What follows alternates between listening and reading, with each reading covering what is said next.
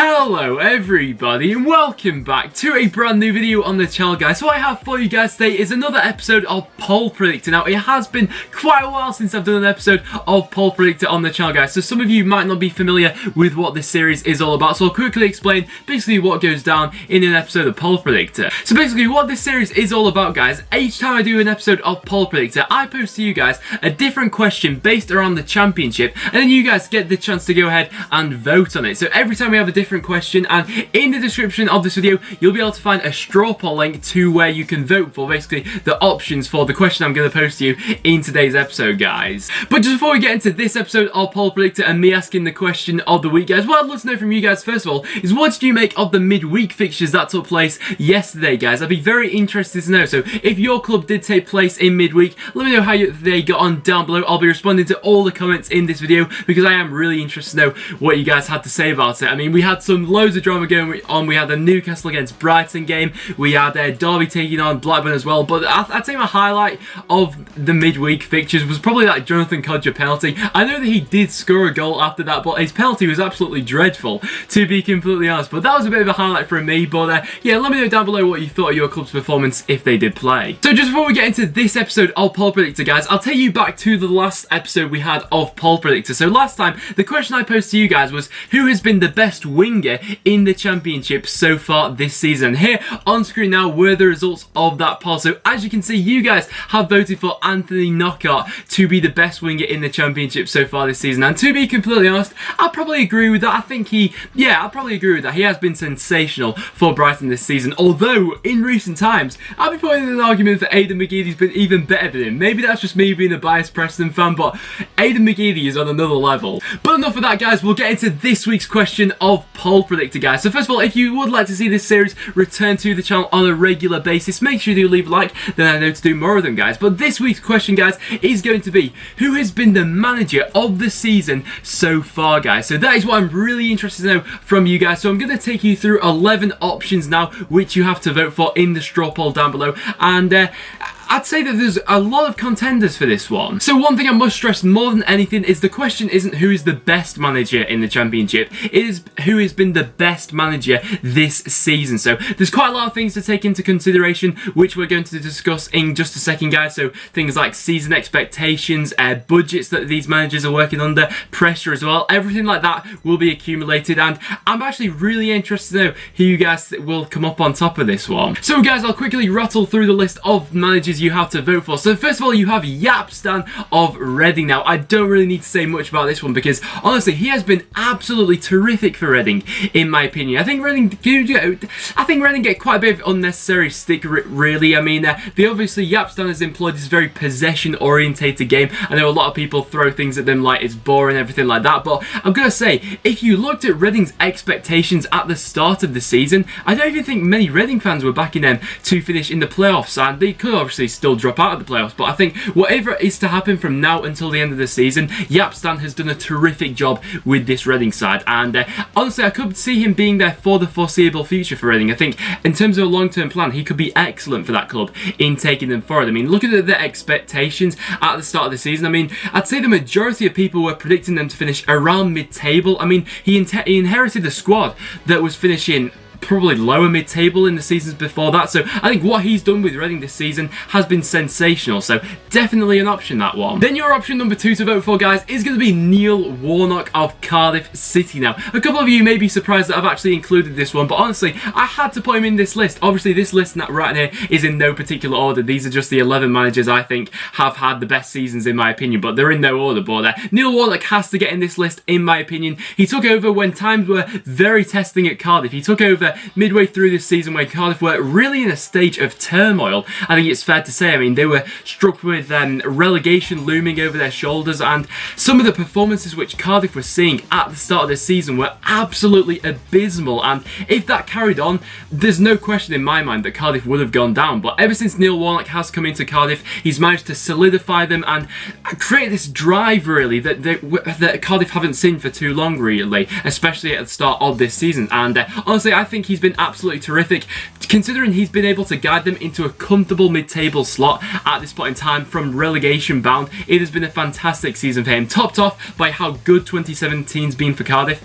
Definitely an option. And then your option number 3 to vote for, guys, is going to be Rafa Benitez. Obviously, I had to include Rafa Benitez on this list for what he's done for Newcastle this season, and I do think there's a bit of an argument. You know, I've seen quite a few people saying on Twitter especially that they think Rafa Benitez has underachieved so far this season, and I'd be very interested to know what you guys have to say about that. You know, a lot of people, I think, at the start of the season, a few Newcastle fans as well, were expecting Newcastle to like run away with the league and get over 100 points and everything like that, but it's not really been as easy sailing for Newcastle this season, and I think that in terms of who will win the title, I think it will go down to the last day. I think it really will be that close. So obviously he has had a large budget to work on, but they have to get promoted this season, really, Newcastle. I think with the way they're going under Benitez, that will happen. And then your option number 4 to vote for, guys, is going to be David Wagner. In my opinion, one of the most charismatic managers, I think it's fair to say, in the Championship. You know, the passion he shows. But once again, quite similar to Yapstan at Reading, really. You have to look at this in perspective.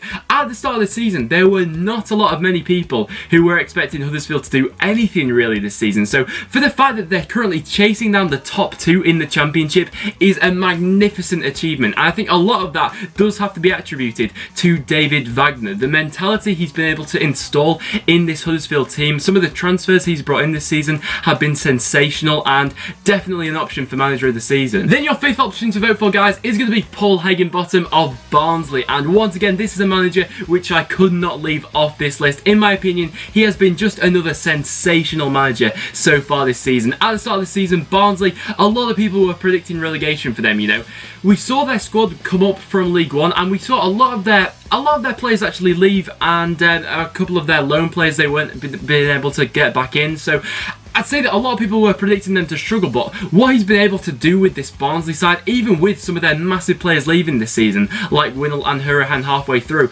they've still managed to get these results and performances, which in my opinion, it doesn't show like you wouldn't think, looking at it first time, that Barnsley have just been promoted from League One. They've already established themselves as a mid-table Championship club and willing to push on into the playoffs. So Paul Higginbottom, loads has to be attributed to him for that. And then your option number 6 to vote for, guys, is going to be Simon Grayson of Preston North End. Now, I'm going to say a couple of things about Simon Grayson. Honestly, I think he is doing an absolutely phenomenal job at Preston. I think he gets a lot of unfair criticism now and again when Preston may lose a match or lose a couple of matches in a row or something like that. But I think what he's been able to achieve this season from Preston has been outstanding, really. I'd say that we are one of the clubs this season which are definitely overachieving. I mean, when you look at Preston's budget, we've got one of the lowest budgets in the league, and the fact that we're still in with a shout of getting the playoffs at the end of the season, a lot of that has to be contributed to Simon Grayson. Some of the transfers we brought in this season have been absolutely outstanding. Players like Chris Maxwell and Ben Pearson have just hit the ground running.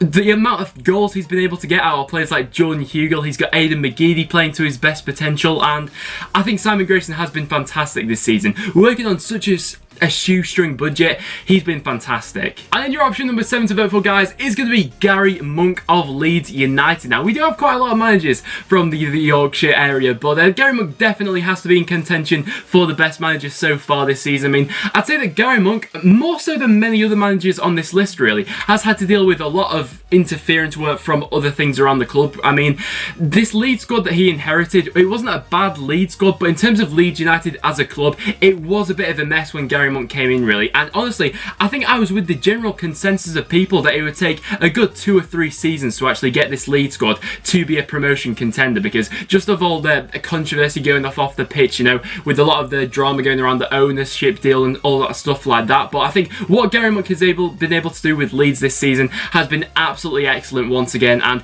that's shown by them currently sitting in the playoffs, and he's been a great manager for them this season. And then your option number 8 to vote for, guys, is going to be Nigel Clough of Burton Albion. So the reason I'm going to involve Nigel Clough in this list is because at Burton Albion, I think he's done a terrific job this season. I mean, there was a lot of people at the start of the season, once again, predicting Burton Albion to finish rock bottom of the league, and I mean, I suppose that was to be expected, really. They've got the lowest budget in the league. You look over that squad, it doesn't really have too much depth in it, but what he's been able to do with this Burton squad after getting promotion from League One, I think is very good. Obviously, there is a large possibility that Burton could still get relegated, but from what he's shown so so far this season, I think he's definitely in contention for the best manager this season. And then your 9th option to vote for, guys, is going to be Chris Hughton of Brighton. Now, I had to include Chris Hughton. He's done a terrific job once again. I mean, I think there was a lot of questions being asked at the start of the season of this Brighton squad, with them narrowly missing out last season. Obviously, they finished 3rd last season, and coming off the back of that sort of season, it's always a test of the squad's mentality, and I think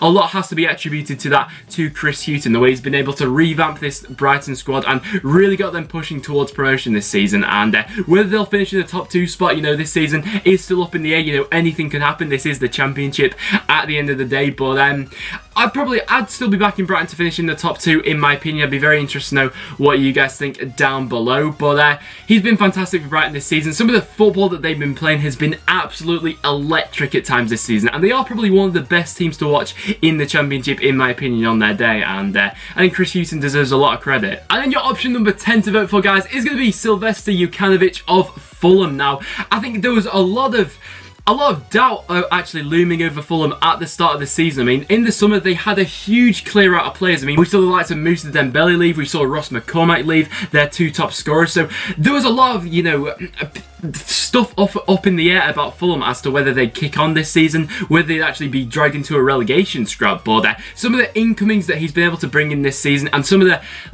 players like Aluko and such like that, other players dotted around the pitch, and some of the players which he's been able to get the best out of. I mean, he's been able to get some sparkling form this season out of Tom Kenny, and once again with their Fulham, there's still a big possibility that they could finish in the playoffs at the end of the season. I think, considering where Fulham finished last season, you know, in and around 18th last season, to be challenging for the playoffs this season and to have that such a short turnaround as to how good they've been this season compared to last, I think a lot of that has to be attributed to that, and definitely he could be manager of the season so far without a doubt. And then your last option to vote for, guys, on this list is going to be Carlos Carvajal.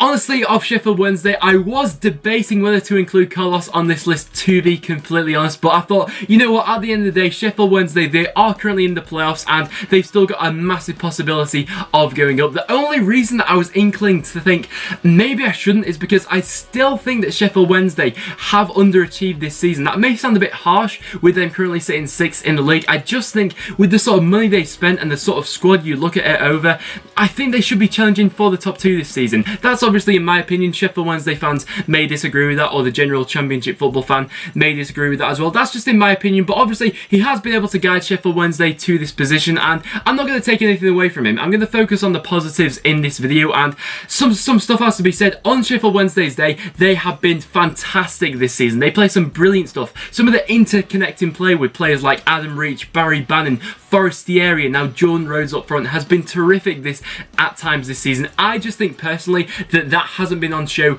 enough, or as much as it should have that season, in my opinion. But Carlos, he's in contention for Manager of the Year. So guys, there are your 11 options to vote for in this episode of Poll Predictor. So I'd be very interested to know as to what you guys have to say. So make sure you do leave a comment in the comments down below as to who you will be voting for, and the reason as well, because I'd be very interested to know. Don't, you know, try not to be too biased towards your club, but if you do want to vote for your manager, of course, that's you're entitled to do that. And as well as that, do you think I missed anyone off this list? Do you think, you know what, I think they've been the manager of the season so far? Let me know down below. I'm always up for a discussion in the comments. But apart from that, guys, that will now wrap it up for this episode of Poll Predictor. So make sure you do leave a like if you have enjoyed it. It's always massively appreciated. Make sure you get down there in the description and vote on the straw poll. And like I said, that will wrap it up for the video, guys. So thank you so much for watching. Make sure you subscribe around here for regular Championship content. Well, apart from that, thanks for watching, and I'll see you all in the next one.